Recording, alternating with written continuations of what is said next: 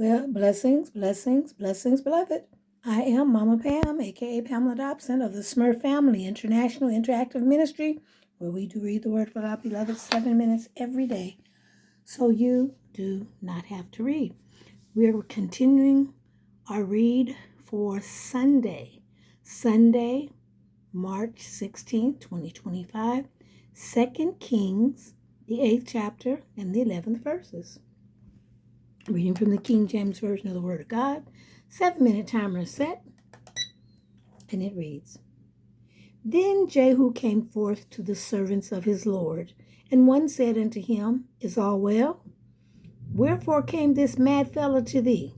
And he said unto them, Ye know the man and his communication. And they said, It is false. Tell us now. And he said, Thus and thus spake he to me, saying, Thus saith the Lord, I have anointed thee king over Israel. Then they hasted and took every man his garment, and put it under him on the top of the stairs, and blew with trumpets, saying, Jehu is king. So Jehu, the son of Jehoshaphat, the son of Nimshi, conspired against Joram.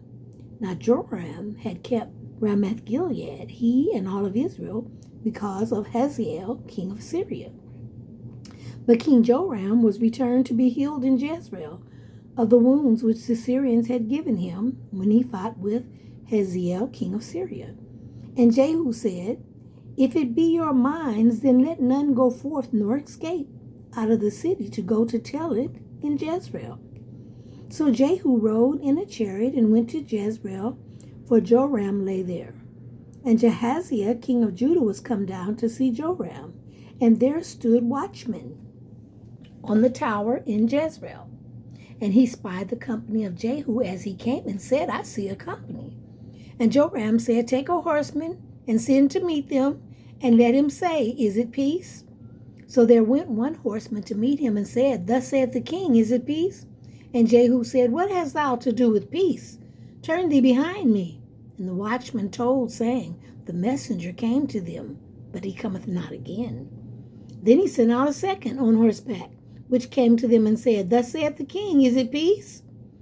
And Jehu answered, What hast thou to do with peace? Turn thee behind me. And the watchman told, saying, He came even unto them, and cometh not again. And the driving is like the driving of Jehu the son of Nimshi, for he driveth furiously. And Joram said, Make ready. And his chariot was made ready. And Joram, king of Israel, and Jahaziah, king of Judah, went out, each in his chariot. And they went out against Jehu, and met him in the portion of Naboth the Jezreelite. And it came to pass, when Joram saw Jehu, that he said, Is it peace, Jehu? And he answered, What peace? So long as the whoredoms of thy mother Jezebel and her witchcrafts are so many. And Joram turned his hands and fled, and said to Ahaziah, There's treachery, O Ahaziah. And Jehu drew a bow with his full strength, and smote Joram between his arms, and the arrow went out at his heart, and he sunk down in his chariot.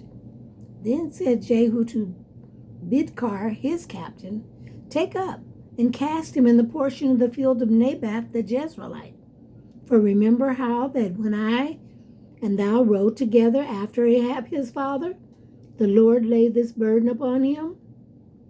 Surely I have seen yesterday the blood of Naboth, and the blood of his son, saith the Lord. And I will requite thee in this plate, saith the Lord. Now therefore take and cast him into the plate of ground, according to the word of the Lord.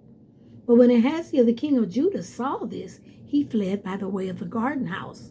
And Jehu followed after him and said, Smite him also in the chariot.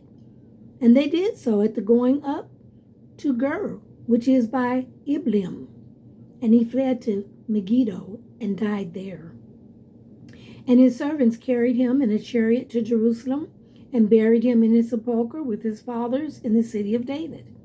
And in the 11th year of Joram, the son of Ahab, began Ahaziah to reign over Judah. And when Jehu was come to Jezreel, Jezreel heard of it, and she not Jezreel. And when Jehu was come to Jezreel, Jezebel heard of it, and she painted her face and tired her head, and looked out at a window. And as Jehu entered in at the gate, she said, had Zimri peace, who slew his master? And he lifted up his face to the window and said, who is on my side? Who? And there looked out to him 2 or 3 eunuchs. And he said, throw her down. So they threw her down. And some of her blood was sprinkled on the wall and on the horses, and he trod her underfoot. And when he was come in, he did eat and drink, and said, go, see now this cursed woman, and bury her, for she is a king's daughter. And they went to bury her, but they found no more of her than the skull, and the feet, and the palms of her hands. Wherefore they came again and told him.